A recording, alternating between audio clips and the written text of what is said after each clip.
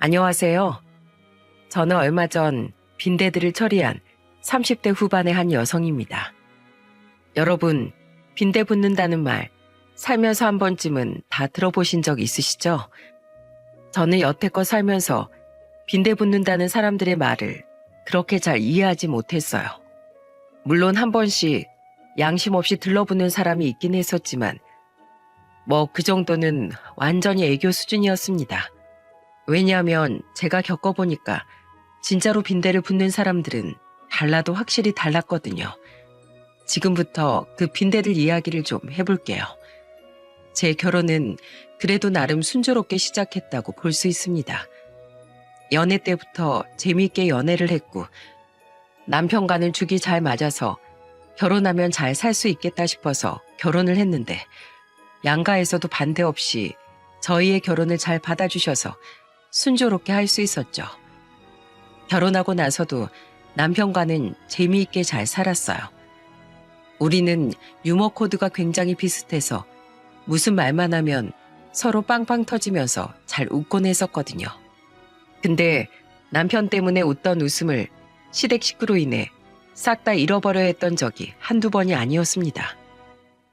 저희 시댁은 서울 변두리에서 작은 식당을 하나 운영하면서 지내는 분들이었어요. 작은 식당 운영하면서 돈벌이가 그리 크진 않았었기에 생활적인 여유가 있으신 분들도 아니었기 때문에 저희에게 집 역시 해줄 수 있는 형편이 아니었죠. 근데 대신에 저희 부모님이 좀 알부자 소리 들어가며 사시는 분들이신지라 꽤나 집안에 돈이 있었습니다. 그래서 부모님이 제 이름의 명의로 집을 해주셨어요. 그때 당시 집 하나 해준 걸로 시댁에서 얼마나 고마워했었는지 모릅니다. 아유, 집을 우리가 좀 해주면 좋았을 텐데 그렇게 못해서 많이 미안하네. 그래도 우리 사돈댁이 넉넉한 살림이라 얼마나 다행인지 정말 감사하다고 전해줘. 나도 따로 연락해서 고맙다는 말 하긴 할 테니. 네, 어머님, 요즘은 다들 경기가 어려워서 부모님께 집 해달라고 손 벌리는 사람 별로 없어요. 부부가 처음부터 다 대출받아서 전세 들어가는 게 흔한데 그래도 저희는 감사한 상황인 것 같아요. 그래, 맞다. 요즘은 또 부부들끼리 한다고 하더구나. 그래도 보통은 남자 쪽에서 집하고 여자 쪽에서 혼수한다고 하지 않니? 우리가 그래도 혼수는 보탤 테니 마음에 드는 것으로 사려무나. 이때까지만 해도 시모는 나름 양심도 있고 개념도 있는 사람이었습니다. 저희 부모님이 집 해주신 거에 대해 당연하게 생각하지 않고 감사하게 생각을 하면서 혼수라도 챙겨서 보태려고 하셨거든요. 근데 혼수를 준비하는 과정에서부터 삐그덕거리기 시작했죠. 저는 아무리 신혼이지만 그래도 살림살이 이왕에 살 거라면 제대로 사고 싶었어요. 물론 그렇다고 다 비싸고 좋은 것들로만 고른 게 아니라 그때 당시 신혼부부들에게 인기 있는 제품 중에서도 남편과 제가 살 수 있는 수준의 것들로 적당히 골라 사려고 했습니다. 오히려 제 친구들은 더 좋은 거 사도 괜찮을 것 같다고 할 정도였죠. 근데 생각지도 못한 곳에서 태클이 들어오는 게 아니겠어요? 그때부터가 발동의 시작이었던 것 같아요. 저에게 태클을 건 사람은 다름 아닌 시모였거든요. 한창 혼수 준비에 결혼식 준비하느라 바쁘게 지내고 있을 때 갑자기 시모가 저를 집으로 부르던 거 있죠. 그때까지만 해도 아무 생각 없이 방문을 했습니다. 그리고 방문하자마자 저는 진짜 불에 물을 확 뿌린 듯 좋았던 기분이 착 가라앉아야만 했어요. 예, 혼수 준비는 잘하고 있니? 우리가 보탠다고 했으니 어디 어떤 거 샀는지 좀 알려줘. 우리도 금액 맞춰서 보낼 테니. 아, 네, 어머님. 마침 혼수할 것들 목록 정리 다 해놨어요. 여기 저희 신혼집에 들어갈 목록들이에요. 저는 따로 정리해서 적어놓은 혼수 목록표를 보여드렸고 시모는 제가 건넨 것을 보자마자 얼굴에 또다시 찬물 끼얹 듯 표정이 싹 굳어버리더라고요. 저는 순간 당황해서 쳐다봤습니다. 그랬더니 저한테 들려오는 소리가 아주 가관이었어요. 예. 아니, 지금 이게 다 뭐야? 설마 너희 혼수 지금 이걸 다 산다는 거니? 이 비싼 것들을 전부 다? 네? 네. 아무래도 전부 다 살림에 필요한 것들이라서요. 그리고 이거 비싼 것도 아니에요. 요즘 신혼부부들이 사는 것들 중에서도 제가 나름 가격대 괜찮은 것들로만 뽑아놓은 거거든요. 예. 너네가 집이 부자라서 그런 거니? 아니면 원래 씀씀이가 그런 거니? 아니 뭘 이렇게까지 다 사려고 그래. 그리고 뭔 놈의 가구들을 죄다 새 것으로 사. 예. 처음엔 중고로 시작하는 거야. 요즘 젊은 애들은 다들 바빠서 집에 들어갈 시간도 없다더라. 밥도 집에서 못 먹고 맨날 밖에서 밥 먹고 그런다는데 집에서 뭐 얼마나 살림을 하려고 이렇게나 다 새 걸로 사. 중고로 해라, 중고로. 저는 이 말을 듣고 너무 어이가 없었습니다. 살다 중고로 신혼살림 시작한다는 말은 처음 들어봤거든요. 심지어 금액대도 오히려 적당한 것들밖에 없는 데다 죄다 할인율을 제일 높은 것들로만 알아봐서 선정을 해놓은 거였기 때문에 보통 신혼집 혼수 비용보다도 괜찮게 나온 편이었어요. 근데 이런 식으로 반응이 나오니 저는 당황스러울 수밖에 없었죠. 이건 신혼 전부터 제가 도저히 양보할 수가 없는 부분이라 좀 너무한다 싶을 정도로 똑 부러지게 말을 했습니다. 어머님, 아끼라는 말은 무슨 뜻인지 알겠지만 그래도 저희 부부가 처음 시작하는 신혼살림이에요. 어떻게 신혼살림을 죄다 중고로 시작하라고 하실 수가 있으세요? 혹시 금액이 부담스러워서 그러신 거라면 혼수 비용은 어머니께서 가능하신 만큼만 주셔도 충분할 것 같아요. 아니면 아예 안 주셔도 되고요. 어차피 저희 부부가 혼수는 서로 힘 모아서 하려고 했던 거라서 저희끼리 해도 될 것 같습니다. 뭐? 예. 내가 언제 너네한테 줄 돈이 부담스러워서 그런다디? 그게 아니라 지금 네가 적어온 것들이 다 해프게 적어온 거 투성이잖아. 그래서 내가 말하는 거지. 어머님, 저 어디 가서 해프게 돈 쓴다는 소리 들어본 적도 없는 사람이에요. 오히려 아낄 때 잘 아끼고 쓸 때 잘 써서 똑 부러진다는 소리 많이 들으면서 자랐습니다. 그러니까 혼수 얘긴 거기까지만 해주세요. 안 그럼 저 어머니께 더 서운해질 것 같아요. 제가 워낙 똑 부러지게 말을 하니 시모는 말문이 막힌 듯 했습니다. 그러더니 저한테 해줄 수 있는 돈을 딱 500만 원이라며 이걸 그냥 툭 던지듯 주더라고요. 그제서야 보니까 본인이 저한테 주려고 했던 돈에 비해 혼수 비용이 생각보다 더 많으니까 괜한 자격지심이 생겨서 그런 듯 했어요. 근데 그래도 말을 너무 함부로 한 게 괘씸하게 느껴지더군요. 그래서 주신 돈을 그대로 받아오면서 말했죠. 네, 어머님, 이거 감사히 잘 받아서 쓰겠습니다. 이거 하나면 그래도 혼수살림 한두 개 정도는 살 수 있겠네요. 감사합니다. 저는 끝까지 제 말을 하고는 나와버렸습니다. 뒤에서는 기가 차 하는 심호가 느껴졌지만 아랑곳하지 않았어요. 왜냐하면 이미 저도 마음이 많이 상했었기 때문이었죠. 근데 심호가 저한테 이렇게 돈 가지고 짜게 굴었던 이유가 있었더라고요. 남편과 살면서 보니까 심호는 진짜 해도 해도 너무한다 싶을 정도로 남편에게 빌붙었어요. 한 번은 신혼 초기에 남편이랑 같이 집에 있는데 심호한테서 남편에게 전화가 왔더라고요. 남편은 일단 전화를 받긴 받았는데 전화를 받으면서도 한숨을 푹 쉬길래 무슨 일인가 했었습니다. 그리고 왜 한숨을 쉬었는진 금방 알 수 있었죠. 예, 어머니. 아들.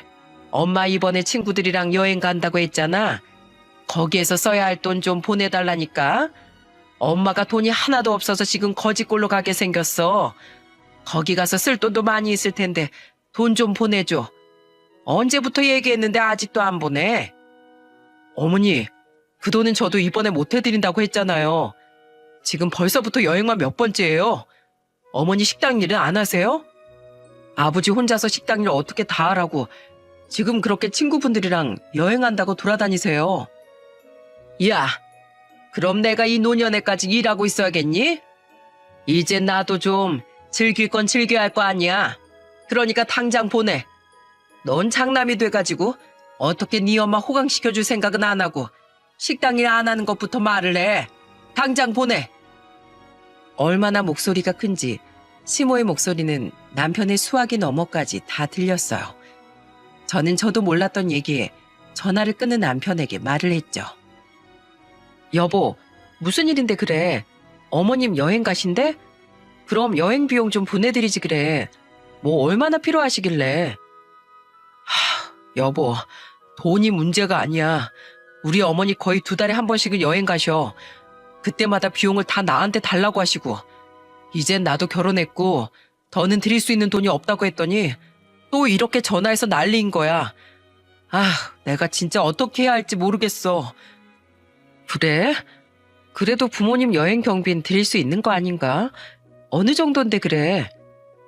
저는 평소에 씀씀이가 그리 좁지 않은 사람인 걸 알기 때문에 뭐 때문에 이렇게까지 하는 건지 궁금했어요. 그리고 이내 남편에게 모든 사정을 다 듣고 나서는 남편의 상황이 너무나도 이해가 되었죠. 남편은 그날 저에게 자신의 어린 시절 이야기를 해주면서 진짜 믿지 못할 사연들을 들려주었습니다. 그리고 저는 시부모의 그 만행을 들으면서 경악할 수밖에 없었어요. 남편은 그때의 상황들이 상처가 많이 되었었는지 그때 그 시절 시모가 자신한테 했던 말까지도 다 기억을 하고 있던 거 있죠. 그 이야기를 제가 생생하게 전달해 볼게요. 남편은 어린 시절부터 동생과 차별을 많이 받으면서 자랐다고 했어요. 원래는 아들이 더 예쁨을 받고 자라기 마련인데 이 집은 달랐습니다. 남편이 구박대기고 딸이 아주 왕인 그런 집안이었죠. 어릴 땐 시모가 우리가 잘 먹는 그 햄 있잖아요. 지금도 어른이고 애고 할 것 없이 다 좋아하는 그 캔에 들어가 있는 햄 말입니다. 그걸 잘 비싸고 몸에 안 좋다고 안 사줬는데 어쩌다가 한번 사주는 날이면 제 남편은 그걸 맛도 볼 수 없었다고 하더라고요. 왜냐하면 전부 다 신우이한테 그게 돌아갔었거든요. 그래서 한 번은 남편이 너무 서러워서 말한 적이 있었대요. 엄마, 저도 그 햄 먹고 싶어요. 저도 주시면 안 돼요? 왜 맨날 제 동생만 줘요? 야, 넌 밖에서 돌을 씹어 먹어도 다 소화해내는 사내 아니니? 네 동생은 지금 봐라. 몸이 얼마나 약해 빠졌어. 잘 먹어야 잘 크고 튼튼해질 거 아니야. 넌 지금 오빠에다가 장남이 돼가지고 네 동생 먹는 거에 질투하고 그래? 철이 있어 없어? 질투하는 게 아니라요. 저도 먹고 싶어서요. 진짜? 자, 그래. 이거 딱 하나 줄 테니까 더는 욕심내지 마. 이것도 겨우 없는 돈 쪼개서 샀구만. 왜 이렇게 졸라대? 그것만 먹어. 그것만. 남편은 이렇게 서러운 어린 시절을 많이 보냈습니다. 저는 믿을 수가 없었어요. 계모도 이렇게는 안 할 텐데 라는 생각이 들었거든요. 하지만 남편의 안타까운 이야기는 그걸로 끝이 나지 않았습니다. 남편은 집에서 받는 용돈도 없었다고 했어요. 신우는 어릴 때부터 용돈도 엄청 받았다고 했었는데 남편은 그것조차도 받지 못했다고 하더군요. 그래서 대학교에 들어가서부터는 바로 아르바이트를 시작했는데 그때 당시 알바비로 처음 받았던 월급이 30만 원이었다고 했어요. 당시 남편에게는 정말 큰 돈이었는데 그걸 받은 걸 알게 된 시모가 다짜고짜 그 돈을 달라고 했다는 게 아니겠어요? 근데 그 이유가 더 기가 막혔습니다. 남편은 그 돈을 울며 겨자 먹기로 넘겨줬다고 했어요. 아주 급한 데가 있다면서 그 돈이 꼭 필요하다고 성화를 부리기에 눈물을 머금고 줬다고 했죠. 근데 시모가 그 돈을 어디에다가 썼는지 아세요? 딴 데도 아니고 신우 옷을 사입히는 데 썼다는 겁니다. 진짜 너무 어이가 없었어요. 신우이가 예쁘게 생겨서 당시 연예인 기획사에 오디션을 여기저기 보러 다녔는데 그때 입힐 옷을 사야 한다고 시모가 그 돈을 뺏어가서는 막 써버린 거였죠. 그런데 뭐 그런다고 오디션에 붙는 것도 아닌데 결국 그때 보러 다녔던 오디션에는 죄다 떨어지고 남편의 돈만 다 날려버리게 된 상황이었어요. 남편은 그때 너무 분하고 억울해서 집에 가서 막 소리를 쳤었다고 하더군요. 그런데도 시모의 반응은 가관이었습니다. 엄마가 어떻게 그럴 수가 있어요? 그 돈이 어떤 돈인데? 저 학교 다니면서 점심 먹을 돈도 없어요.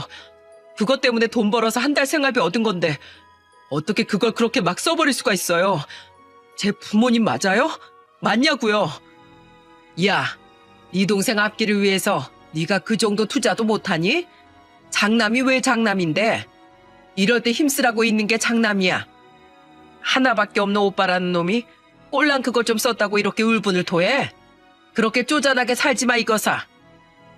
시모의 반응을 들으면서 남편은 기가 막혀서 그 자리에서 뛰쳐나왔다고 했어요. 그런데 누구 하나 붙잡은 사람이 없었죠. 그래도 남편은 가족이기 때문에 끝까지 다시 돌아갔다고 했습니다. 자기가 고아로 사는 것도 두려웠기 때문에 결국에는 시댁의 품으로 돌아갈 수밖에 없었다고 하더군요. 근데 문제는 그게 쭉 지속이 되다 보니까 결혼을 했는데도 불구하고 계속해서 돈을 요구하는 거였어요. 저는 남편의 모든 이야기 다 듣고는 이 사람들의 버릇을 고쳐줘야겠다고 생각했습니다. 저는 남편이 당하고 살지 못하도록 해줘야겠다고 생각했죠. 그래서 그 기회를 엿보고 있는데 그 기회가 찾아오게 되었어요. 얼마 못 가서 시모가 또 돈을 요구해왔거든요.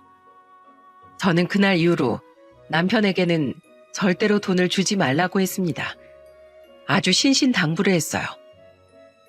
여보, 이제부터는 내가 당신 가족이야. 당신 버려질 일 없고 혼자 될 일 없어. 그러니까 혼자 된다는 생각 때문에 당신 부모님한테 끌려다니지 마. 더는 돈 주지 말라는 소리야. 앞으로 내가 해결해 줄게. 당신 안 당하고 살게 해줄 테니까 나만 믿어. 알았어, 여보. 미안해. 당신이 오히려 가장 같네. 나보다 더 든든하고 듬직해. 당신은 다른 거에 더 잘하면 되지. 그리고 이런 건 내가 해도 돼. 이미 당신은 나한테 최고의 신랑이니까. 남편은 실제로 저한테도 너무 잘하고 결혼하고 나서 최고의 신랑감답게 집안 살림이든 요리든 저보다도 더 잘하고 더 잘하려고 노력을 해주었어요. 그래서 그런 남편과 저는 평생 같이 있고 싶었기에 남편에게 있는 걸림돌을 제거해주고 싶었죠. 근데 그러다가 기회가 생기게 된 거예요. 어느 날 시모에게 전화가 왔길래 무슨 일인가 싶어서 전화를 받았어요. 네, 어머님. 어쩐 일이세요? 내가 좀 할 말이 있어서. 바쁘니? 아니에요. 통화 괜찮아요. 무슨 할 말 있으신 거예요? 다른 게 아니라 내가 요즘 등이 너무 베겨서 말이야. 내 친구들 얘기 들어보니까 요즘에 며느리들이 집에다가 시어머니 위한답시고 안마의자 하나씩은 해준다고 하더라. 나도 그것 좀 하나 가지고 싶은데 그거 하나 놔줄래? 넌 그냥 결제만 하면 돼. 내가 이미 다 봐뒀다. 네? 안마의자요? 그래. 안마의자 말이다. 내가 그걸 좀 꼭 하고 싶어서 그래. 내가 식당 일을 좀 오래 했더니 요즘엔 더 버티기가 힘들어. 일도 얼마나 더 할 수 있을지 모르겠다. 그래도 너네 생각하면 부모가 자기 앞가림은 오래 할 수 있으면 좋잖니. 내가 딱 그 안마의자가 하나 있으면 살 것 같은데. 저는 속이 훤히 보이는 시모의 말에 콧방귀가 절로 나오는 듯 했습니다. 진짜 너무 웃기더라고요. 근데 더 웃긴 건 이건 이미 남편한테도 다 들었던 상황이었어요. 시모는 남편에게 이미 말을 했었는데 남편은 제 당부대로 절대로 못 해주겠다고 한 상황이었습니다. 그래서 남편에게 안 통하니 이젠 저한테까지 전화를 한 거였죠. 설마 나한테까지 전화를 할까 싶었는데 진짜 전화를 하는 거 보니까 이 사람이 빈대가 맞구나 라는 생각이 들었습니다. 그래서 저는 이렇게 말했어요. 어머님, 죄송하지만 저희 지금 신혼이잖아요. 그래서 말인데 안마의자는 해드릴 수가 없을 것 같아요. 그리고 그게 한두 푼도 아닌데 저희가 뭐 돈 달라고 하면 돈 나오는 자판기가 아니잖아요. 그러니까 앞으로 저나 제 남편한테 돈 달라는 말씀을 삼가주세요. 어머님, 그 등 결리는데 제일 좋은 게 뭔지 아세요? 나무 기둥에 몇 번 툭툭 몸만 던지면 돼요. 그게 제일 시원해요. 제가 그 통나무 좋은 거 있는 장소는 하나 아는데 알려드릴까요? 저는 일부러 시모를 잔뜩 약 올리며 말했습니다. 역시나 약이 잔뜩 오른 시모가 엄청나게 열을 내면서 하락바락 화를 내더라고요. 뭐? 통나무? 야, 너 말이라면 단 줄 알아? 뭐? 나 참 기가 막혀서 해주기 싫으면 해주기 싫다고 말을 하면 되지. 그렇게까지 기분 나쁘게 얘기를 해? 너나 두들겨라. 에이, 기분 나빠 정말. 어머님, 저희 남편이 그동안 돈 드리기 싫다고 드릴 돈 없다고 몇 번이나 단도직입적으로 말씀드렸었는데도 안 통하셨다면서요. 그래서 전 대책까지 다 마련해서 알려드린 거잖아요. 왜 그렇게 화를 내세요? 이런 며느리 없어요, 어머님. 아침에 다 뒷동산 가보세요. 어머님 나이대 아주머니들이 운동하면서 통나무에다가 등 두들기고 있지. 그리고요, 제가 이런 말까지는 안 하려고 했는데요. 솔직히 어머님 식당 일 얼마 안 하시잖아요. 그것도 다 아버님만 하시는 거 저 다 아는데요. 그러니까 그런 말씀 마세요. 이게? 뭐 이딴 게 우리 집안에 굴러들어와서는? 야, 너 맏며느리가 그러는 거 아니야. 맏며느리면 맏며느리 값을 내. 이제 보니까 네가 내 아들한테도 당부를 했나 보네. 너 내 아들 망치지 마. 내 아들은 우리 집 장남이야. 물 흐리지 말라고. 어머님, 오히려 제 남편 망친 건 어머님이세요. 남편이 얼마나 힘들어하는지 아세요? 제발 그러니까 이제 더는 저희한테 돈 얘기하지 마세요. 제가 이렇게까지 말을 하니까 시모는 잔뜩 약이 오른 채로 전화를 끊었습니다. 얼마나 통쾌했는지 몰라요. 남편한테도 이야기를 하니 너무 속이 시원하다고 하더라고요. 그 이후로는 안마의자 타령은 쏙 들어갔죠. 그런데도 그 이후로 몇 번 돈 얘기를 더 꺼내길래 저나 남편은 일절 들어주지 않았어요. 그러다가 진짜 어이없는 일이 생겼습니다. 그때는 신우이가 결혼을 준비할 때였어요.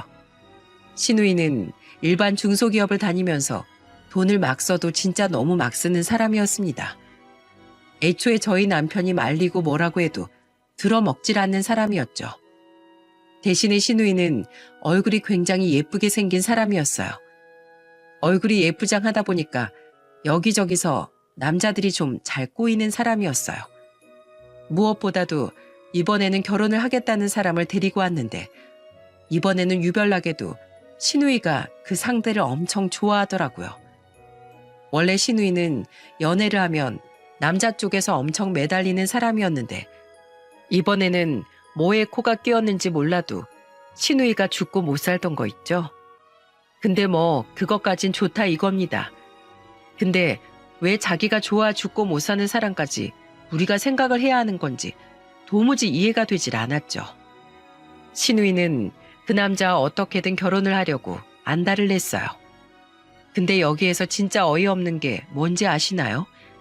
신우이가 혼수를 준비하겠다고 난리를 치는데 진짜 자기 분수에 맞지도 않는 걸 준비를 하더라고요. 그리고 거기에 따라오는 시모의 반응 역시 기가 찼습니다. 엄마, 나 이번에 혼수하려고 하는데 이것 좀 봐봐. 아무리 생각해도 난 이것보단 더 좋은 걸로 사야 할 것 같아. 그래도 인생에 처음 하는 경험인데 남편이랑 기분 좋게 생활하려면 좀 괜찮은 것들로 준비하지 않겠어? 그럼 당연하지. 이것보다 한 단계 더 업그레이드 된 걸로 사봐. 요즘은 냉장고도 참 잘 나오더라. 신우이랑 시모는 혼수 이야기를 하면서 제가 듣기에 기가 찬 내용들로 대화를 해댔어요. 여러분들도 제가 왜 기가 찬지 아실 거예요. 제가 여기 시집 오기 전 시모가 저한테 했던 얘기들을 생각해 보세요. 그때 저한테 뭐라고 하던가요? 저한테는 무슨 신혼부부가 새 걸 쓰냐면서 중고로 살아던 사람은 어디 갔는지 본인 딸내미가 결혼한다니 진짜 얼토당토 않게 말하는 거 있죠? 심지어는 그 분수에도 안 맞는데 말이에요. 그래서 보다 못해 제가 한마디 했습니다. 아가씨, 지금 아가씨 모아놓은 돈 하나도 없잖아요. 어떻게 메꾸려고 그래요? 그 집에서는 집도 안 해준다고 하고 신혼살림도 지금 가진 돈에서 겨우 구해야 한다면서 그 남자는 돈 얼마나 있대요? 그 사람도 지금 가진 게 별로 없는 사람이라면서요. 그런데 그렇게 비싼 걸 산다고요? 결혼하다가 허리 휘겠어요. 아가씨, 분수에 맞게 사야죠.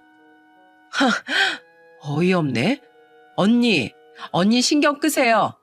언니가 돈 대줄 것도 아니면서 웬 참견이래요? 그리고 언니 결혼할 때 그렇게 좋은 것들로 싹 다 들여서 결혼했으면서 왜 나한테만 뭐라 그래요? 아가씨, 저도 그거 다 제 분수에 맞게 산 거예요. 전 그때 모아놓은 돈도 어느 정도 있었고, 그리고 그랬다고 해도 어느 정도 자금 남을 수 있게 최대한 금액대 낮은 걸로 고른 거라고요. 근데 아가씨 봐봐요. 제가 그때 샀던 것보다도 훨씬 성능 좋은 것들, 값 나가는 것들로 해놨잖아. 제발 정신 차리세요. 아가씨 결혼하자마자 파산하고 싶어요? 저는 나름 진심 어린 조언을 해줬습니다. 근데 이 사람은 말을 듣질 않았죠. 그대로 꾸역꾸역 사는 것 같더라고요. 근데 뭐 그거야 본인이 알아서 할 일이니 그냥 뒀습니다. 근데 그 이후에 하나둘 문제가 터지기 시작했고 신우이는 완전한 위기를 맞이하게 되었습니다. 그리고 그 후폭풍을 제가 맞게 되면서 온 집안이 발칵 뒤집힌 사건이 벌어지게 되었죠. 신우이는 일방적으로 그 남자한테 결혼을 해달라고 완전히 매달리는 상태였어요. 근데 그때 그 남자의 조건이 있었습니다. 바로 집을 신우이가 하는 거였죠. 왜냐하면 그 남자도 돈이 없었거든요.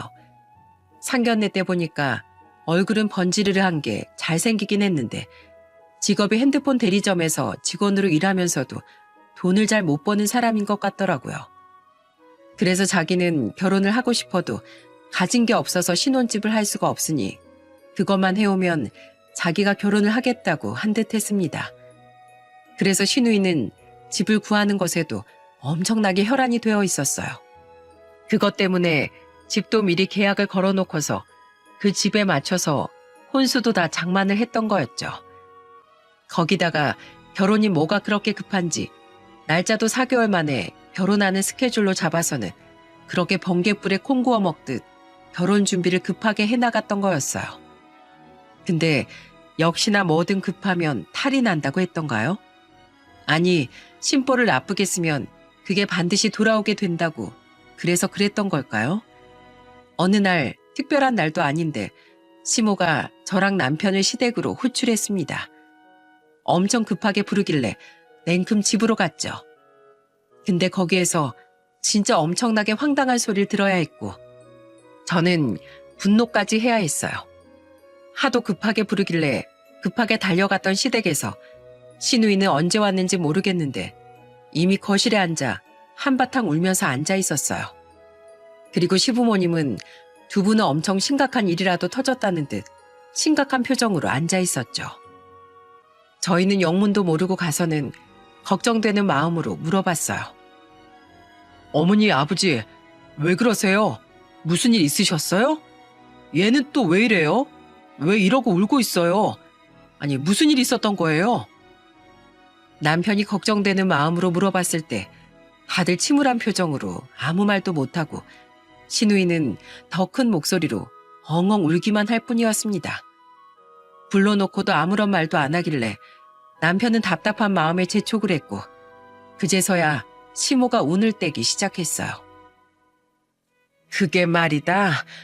아휴, 지금 난리 났다, 난리 났어.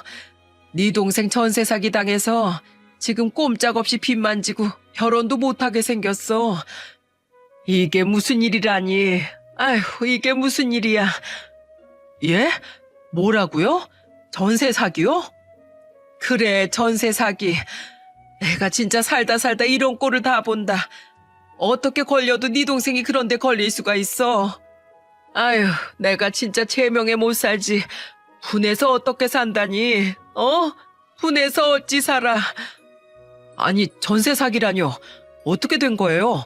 똑바로 말 좀 해보세요. 야, 네가 제대로 설명해. 울지 말고 설명해 보라고. 난 몰라. 내가 말 못해. 난 망했다고. 나 그냥 확 죽어버릴 거야. 무슨 소리예요, 아가씨. 일단 상황을 설명해 봐요. 울지만 말고 정확하게 말을 해야 할 거 아니에요. 아유, 진짜. 너 우는 애한테 왜 자꾸 다그쳐? 전세 사기가 말 그대로 전세 사기지. 뭘 말 더 할 게 있어? 어머니, 그래도 어떻게 전세 사기를 당했는지 물어보는 거잖아요. 제대로 좀 설명해 주세요. 무슨 상황인 건데요? 아유, 얘 신혼집을 지금 살고 있는 집 전세가 거의 끝나가서 그 돈 빼다가 신혼집에다가 넣으려고 했었잖아. 근데 지금 전세 계약이 다 끝났는데 그 주인이 잠적을 해서는 연락이 안 된다.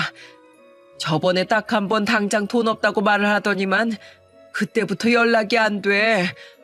얘 계약일은 다가와서 바로 입금해야 되는데 아주 그냥 미치고 팔짝 뛸 노릇이다. 이게 무슨 일이라니. 나 그 돈 없으면 안 돼. 그 사람이 집 없으면 결혼 못한다고 했단 말이야. 나 이제 어떡해. 나 그 사람 없으면 안 돼. 진짜 죽어버릴지도 모른다고. 신우이는 상황이 설명되니 더 서럽게 울기 시작했고 이 와중에도 그 남자랑 결혼하는 것만 걱정하는 신우이를 보면서 어이가 없었습니다. 그래도 일단은 상황은 해결해야 했기 때문에 남편이 이성적으로 조언을 해줬어요. 너 왜 그렇게 그 인간한테 목매는 거야? 그 인간 얼굴 빼면 뭐 볼 거라도 있어? 얼굴이 밥 먹여주는 줄 알아? 제발 정신 차려. 너 어떻게 보면 이게 네 팔자 피는 기회야. 그 인간이랑 헤어질 수 있는 기회라고. 그러니까 이쯤에서 이 정도 일 벌어졌으면 이게 하늘에서 준 기회라고 생각하고 헤어져. 그리고 전세 사기 어떻게 해결할지 나 고민해. 제 남편은 속상하면서도 답답한 마음이 들었는지 화를 내고 나오더라고요. 저 역시도 그 와중에 해줄 수 있는 게 없었기 때문에 남편과 같이 집으로 돌아갔죠. 근데 그 이후에 진짜로 황당한 일은 바로 다음에 벌어졌어요. 남편은 회사를 나가 있는 상황에 저는 한참 애들 어린이집에 보내고 집안일 해놓고는 겨우 쉬려고 누울 때였습니다. 그때 갑자기 집으로 누군가 찾아왔고 그 사람은 제 인생 최대의 불청객이 되어버리고 말았어요. 그리고 그 사람은 바로 시모였죠. 어머님, 여긴 어쩐 일로 오셨어요? 어쩐 일은 내가 뭐 여기 못 올 곳 아니? 너 지금 쉬고 있지? 집에는 누구 있니? 아니요, 남편은 출근했고 애들은 이미 어린이집에 갔어요. 무슨 일이세요? 나 너한테 괜히 할 말이 있어서 왔어. 너도 알다시피 지금 우리 막내 여전히 그 전세 사기꾼 못 잡아서 그대로 집 날라가게 생겼잖아. 이제 곧 있으면 자금 치러야 하는 날인데 계약금도 거기에 만만치 않게 들어갔잖아. 그것도 다 대출받아서 넣어놨던 건데 지금 난리도 아니다. 그래서 말인데 네가 좀 도와줘야겠어. 네? 제가요? 제가 무슨 수로요? 무슨 수는 너 지금 집 있잖아. 니네 집 그래도 처음 들어왔을 때보다 집값도 올랐고 애초에 비싼 집이었잖아. 그래도 넌 부모라도 잘 만나 이렇게 좋은 집에서 호강하고 있으면 그만한 돌인 해야 할 것 아니니. 그러니까 이 집 담보로 해서 대출 2억만 좀 받아봐. 그걸로 네 신우 집 구해서 시집 좀 보내자. 네? 어머님, 그게 무슨 말씀이세요? 이 집으로 대출을 받으라뇨? 아니, 애초에 2억이라는 돈을 내놓으라고 하시는 게 말이 되나요? 그리고 제가 도리를 해도 저희 부모님께 그 도리를 다 해야지 왜 아가씨한테 해야 하나요? 죄송하지만 저는 그건 안 될 것 같아요. 못 들은 이야기로 하겠습니다. 이야, 역시 있는 것들이 더 안다고 하더니만 너 이렇게 치사한 애였니? 어? 그걸 좀 해주면 안 되는 거야? 어머님, 이건 치사한 게 아니라 어머님이 무리한 요구를 하시는 거죠. 그리고 제가 여기 시집 올 때 가지고 온 게 더 많았지 어디 받고 들어온 게 더 많았나요? 어머님 혼수로 500만 원 주고는 끝이셨잖아요.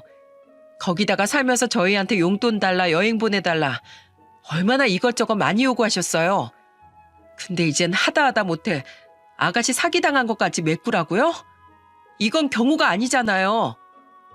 아니 그럼 네 신우가 당장 죽겠다고 하는데 그걸 그대로 냅두니? 어? 너 네 신우 죽으면 네가 책임질 거야? 그걸 왜 제가 책임져요? 그리고 남자 때문에 죽는다고요? 그럼 더더욱 돈 해주면 안 되겠네요. 그거야말로 정신 차리라고 어머님이 옆에서 따끔하게 혼을 내셔야지. 왜 저한테까지 와서 돈을 내놓으라 말아 하세요? 어머님 딸이니까 어머님이 챙기세요. 죄송하지만 저는 남자 때문에 죽는다는 사람 못 봐주겠으니까요. 저는 단호하게 이야기를 하고는 그만 돌아가시라는 의미에서 함께 앉아있던 자리에서 일어나 버렸어요. 근데 그때 진짜 완전 경악할 만한 일이 벌어지고 말았습니다. 그건 바로 시모의 엄청나게 황당스러운 행동 때문이었죠. 갑자기 시모는 제 말에 분이 났는지 제가 내준 찻잔을 거실에 집어 던져버리더니 거실에 애들이 가지고 놀고 있던 크레파스들이 있었는데 그걸 가지고 소파부터 시작해서 TV 등등 온갖 가전제품에다가 죄다 낙서를 하는 게 아니겠어요? 저는 진짜로 너무 황당하고 당황스러웠습니다. 그래서 바로 시모를 제지를 했죠. 어머님, 뭐 하시는 거예요? 이게 뭐 하는 짓이냐고요? 당장 그만두세요. 내가 왜? 넌 이런 거 다 누리면서 결혼생활 행복하게 하면서 내 딸은 왜 그렇게 하면 안 되는데? 너도 그렇게 살 자격 없지. 너도 어디 당해봐. 당해보라고.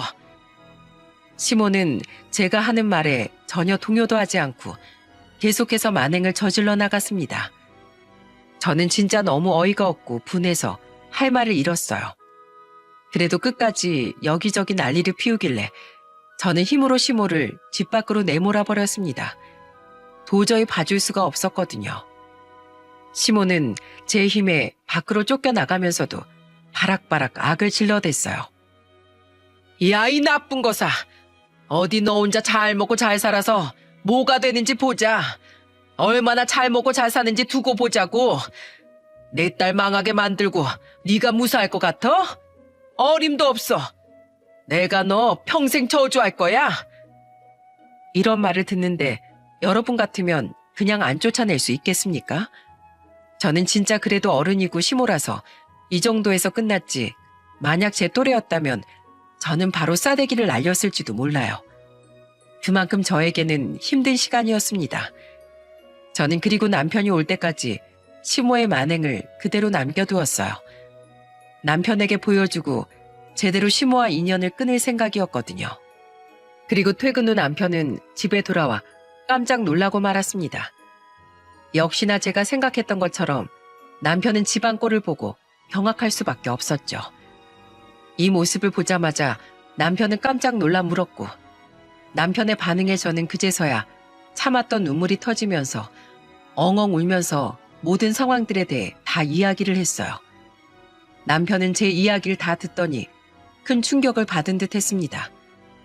그리고 그 충격은 이내 분노로 바뀌게 되면서 진짜 저도 살면서 처음 본 남편의 분노 어린 모습을 보게 되었죠. 남편은 그 자리에서 바로 시댁으로 쫓아가는 듯 했어요. 말릴 새도 없이 출발한 남편으로 인해 저도 깜짝 놀라 따라갔고 남편은 시댁에 도착하자마자 정말 깜짝 놀랄 만한 일을 저질렀습니다. 그건 바로 시댁에 있는 물건들을 죄다 부숴버리는 일이었죠. 깜짝 놀라 남편을 말리는 시모와 시부 앞에서 남편이 이렇게 말을 했어요. 거기에 집도 절도 없이 시댁집에 얹혀서 지내고 있던 시누이마저 깜짝 놀라서는 그 상황을 보고 있었습니다. 예, 너 이게 무슨 짓이야? 다짜고짜 와서 이게 무슨 행패냐고, 어? 행패요? 지금 행패라고 하셨습니까? 어머니, 도대체 언제까지 이러실 작정이에요? 네? 언제까지 제 피 빨아먹으면서 살려고 그러시냐고요? 거기다 이제는 제 피까지 모자라 제 와이프 피까지 빨아먹으려고 하세요? 진짜 어머니 너무하신 거 아니에요? 제가 왜 어머니 때문에 이렇게 인생이 힘들어합니까? 네? 제가 왜 이렇게 구질구질하게 살아야 하는 건데요? 저를 더 어디까지 비참하게 만드실 작정이세요? 왜 그래? 내가 뭘 했다고? 내가 뭘 했다고? 지금 내가 뭘 했다라고 그러셨어요? 어머니 저 대학 들어가자마자 아르바이트 시작했을 때 그때 어떻게 하셨어요? 그때부터 저 한 달에 겨우 30만 원 받는 것까지 다 가지고 가셨죠? 가난한 대학생이 밥 사 먹을 돈이 없어서 아르바이트를 하는데 그 돈을 가지고 가셔서 뭐 하셨어요? 얘 옷 사입히셨잖아요. 제가 그것도 참았습니다. 그것도 뭐 좋아서 그런 줄 아세요? 더러워서 그랬어요, 더러워서. 더러워서 피했다고요. 근데 직장 생활할 땐 제 월급을 탐내더니 이제 결혼하고 나니까 이젠 제 와이프 집까지 손을 대려고 해요? 진짜 양심이 있으십니까? 도대체 저한테 왜 그러세요, 왜? 저 당장 우리 집 살림살이 저거 다 청구할 거예요. 기물파손죄로 청구할 거라고요. 저한테도 어디 해보세요. 제가 그릇 깬 거 저거 몇 개? 얼마든지 보상해 드릴 테니까 어머님 저희 집 가구들 싹 다 보상하셔야 하는 거 각오하고 계세요. 야, 이 아이놈아. 네가 어떻게 부모한테 이래? 어? 네가 그러고도 아들이야? 아들이냐고. 그래 오빠. 오빠가 괜히 장남이야? 장남이 왜 있는 건데? 너까지 양심이 없네. 야, 너 니네 엄마가 내 와이프한테 와서 뭐라고 했는 줄 알아? 지금 와이프 명의로 되어 있는 집 대출받아서 네 신혼집 얻어주라고 하셨다더라. 그게 말이 돼? 너도 그게 가능하다고 봐? 뭐가 어때서? 장남이고 맏며느리면 그 정도는 해야지. 나 진짜 그 남자 없으면 죽어, 오빠. 지금도 헤어지겠다고 난리라고. 오빠, 나 진짜 한 번만 살려줘. 나 그 사람 없으면 죽을지도 몰라. 그럼 나가 죽어. 네 목숨이 그렇게 하찮으면 차라리 죽는 게 나아. 네 인생 책임도 못 질 거 왜 사는데? 각자 자기 목숨은 자기가 지키는 거야. 왜 그걸 우리더러 지키래? 우린 너한테 줄 돈 없으니까 너 알아서 해. 남편은 그 자리에서 한참 호통을 치고 나왔습니다. 그 뒤로 남편은 시댁과는 완전히 인연을 끊겠다고 하고서 단단히 화가 나 있는 상태예요. 무엇보다도 남편은 실제로 그 자리에서 나와 집에 있는 모든 증거들을 싹 다 찍어서는 재물파손죄로 시모를 신고해버렸죠. 그때부터 시모는 난리가 나기 시작했어요. 왜냐하면 시모가 우리 집에서 건드린 물건들이 한두 가지가 아니었고 일반 가전들이 아니었거든요.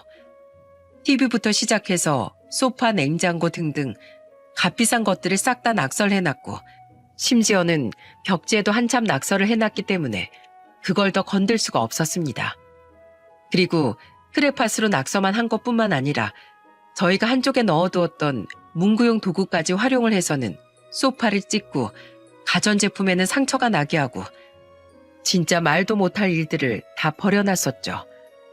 저는 그때 당시 너무 황당하고 시모를 말리면서 몸싸움을 한참 하는 통에 얼마나 망가뜨렸는지 정확하게 볼 길이 없었는데 진짜 아주 가관을 해놨던 거 있죠. 물론 문구용 도구를 들자마자 저는 막았다고 생각을 했는데 몸싸움을 하면서 그게 다 이리저리 긁힌 것 같았습니다. 진짜 참혹하게 해놓은 거였죠. 어쨌든 그렇게 해서 시모는 신고에 들어가서 남편이 전혀 합의도 해주지 않았어요. 그러니 난리가 날 수밖에 없었죠. 그 와중에 시누이도 진짜 가관이었습니다. 시누이 역시 뻔뻔하게 우리한테 돈을 요구하는 시모 편을 들다가 결국에는 큰 코를 다치고 말았거든요. 시누이는 결국 그 남자 쪽에 전세 사기를 당한 걸 말하지도 못하고 있다가 새로 들어갈 집에 잔금을 못 내자 그쪽에서 추궁하느라 어쩔 수 없이 말을 했나 보더라고요. 그 사실을 알고 그 남자는 바로 파혼을 해버렸고 심지어는 시누이가 자기 직장 다니면서 대출받아 계약금을 걸어놨었던 혼수들까지 싹 다 본인이 취소해서는 그 돈을 가지고 날라버리고 말았어요. 그 남자는 진정으로 꽃뱀이었던 거죠. 그때 당시 현금으로 하면 더 할인이 된다고 했었고 어차피 대출을 받아서 현금으로 결제를 해야 했던 시누이가 그 남편과 함께 남편 이름으로 계약을 걸었었기에 돈이 전부 다 남편에게로 갈 수밖에 없었던 것 같아요. 그렇게 결국 신우는 모든 것을 다 빼앗기고는 빈털터리에 빚만 가진 채로 버림을 받게 되었죠. 시모도 남편이나 제가 일절 합의를 해주지 않고 바로 인연을 끊어버렸기 때문에 저희 쪽의 손해배상을 700만 원 가까이 하고는 그대로 연락도 하지 않고 있는 중입니다. 남편은 앞으로도 시댁이랑은 연을 다시 잇지 않을 생각인 것 같아요. 그동안 남편이 시댁에 너무 많이 당하고 살았고 심지어 저까지 건드려 버렸기 때문에 남편의 분노가 이만저만이 아니었거든요. 그래서 앞으로도 남편은 다시는 그쪽과는 연락을 하지 않을 작정이라고 해요. 시모나 신우는 이제 더는 가진 것도 없고 살림도 힘들어져서 계속해서 저희한테 연락이 오고 난리를 치고 있지만 일절 연락을 받지 않고 있어요. 그래서 역시나 전세 사기도 해결되지 못했고요. 결국 시모는 지금 신우 빚을 같이 갚아주느라 엄청나게 고생을 하고 있나 보더군요. 안 그래도 안 되는 식당 장사를 새벽까지 늘리고 하면서 아주 뼈를 갈면서 일을 하고 있는 듯 했습니다. 참 노년이 안타깝게 된 사람들이었죠. 저나 남편은 오히려 자유롭게 너무 잘 지내고 있어요. 그동안 시댁에 시달렸던 남편은 이제야 마음이 너무 편안하다면서 왜 진작에 연을 끊지 않았을까 이야기를 할 정도였죠. 여보, 내가 진짜 너무 미련하게 살았어. 그동안 왜 그렇게 장남이라고 그 무거운 책임을 혼자 다 하고 사느라 아둥바둥거렸나 몰라. 그게 다 내가 세뇌돼서 그런 거였는데 지금 보니까 그래. 난 완전히 그들한텐 돈 나오는 기계였던 거야. 아들이었던 적이 없었어. 그래서 난 이제야 자유를 누리고 내 인생을 살 수 있게 된 것 같아. 너무 홀가분해. 앞으론 나 진짜 우리 가족들한테만 집중하면서 살아볼게. 우리 앞으론 진짜 행복만 하자. 여보, 고생 많았어. 진짜로 고생 많았어. 당신이 지금이라도 편안해져서 다행이야. 나도 우리 가족들 위해서 최선을 다해서 살 거야.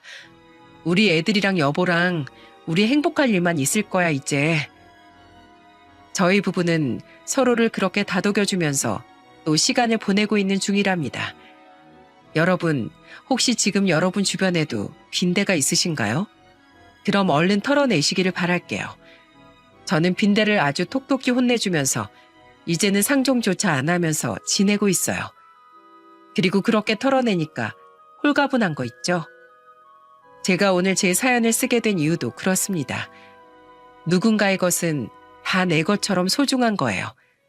나한테 10,000원이 중요하듯 상대방한테도 10,000원이 중요한 거잖아요. 그리고 내가 10,000원 벌기 힘들듯 상대방도 10,000원 벌기 힘든 건 마찬가지입니다. 그러니 우리는 상대방의 것을 당연하게 생각하지 않고 오히려 더 귀하고 소중하게 생각해주는 사람들이 되어야 하지 않을까요? 오늘은 이 교훈을 함께 나누고 싶어서 제 사연을 쓰게 되었습니다. 여러분, 부디 여러분 근처에도 빈대가 있다면 탁 털어내시고 내 것을 자기 것 마냥 소중하게 생각해주는 상대방과 함께 더욱 서로를 배려하며 좋은 날들만 보내시기를 바라겠습니다. 제 사연 들어주셔서 정말 감사합니다.